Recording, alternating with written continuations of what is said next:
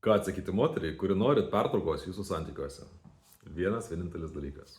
Sakot, gerai, mėnesį, iki. Ir išnykstate nuo vaizdo. Visi kiti momentai, visi kiti dalykai, ką jūs galvojate padaryti, verkšlenti, ten klausti, taip toliau, kas čia nutiko, ir ne, tik ne tai ir panašiai. Ne, jūs juos akiste pulsit labai žemai. Tai vienintelė opcija yra sakyti ačiū, padarom, aš taip pat taip galvoju, mėnesiui, iki. Jeigu moteris santykiuose nori pertraukos, tai reikia suprasti vieną labai svarbų dalyką.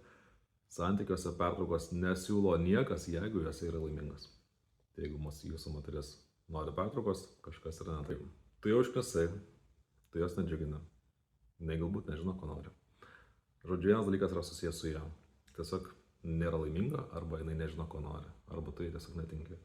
Antras dalykas, irgi dažnas, toksai, kad moteris rado horizonte kažkur planą B. Ir nori su juo pasibandyti.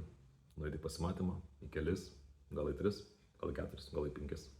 Noriu suprasti, gal su juo būtų geriau. Tokia yra moteriška prigimtis, jos jau ieško geriausiai mano variantų. Nereikia to pykti. Tiesiog reikia savęs klausti. Ar aš esu pats geriausias variantas savo? Ar aš esu laimingas? Ar aš esu stiprus? Ar aš sportuoju? Ar aš linksmas? Ar aš laimingas? Ar man gera? Ar moteris manim žavisi? Ar aš pats savim žaviuosi? Ar man gera gyventi savo kūne? Ar man smagu?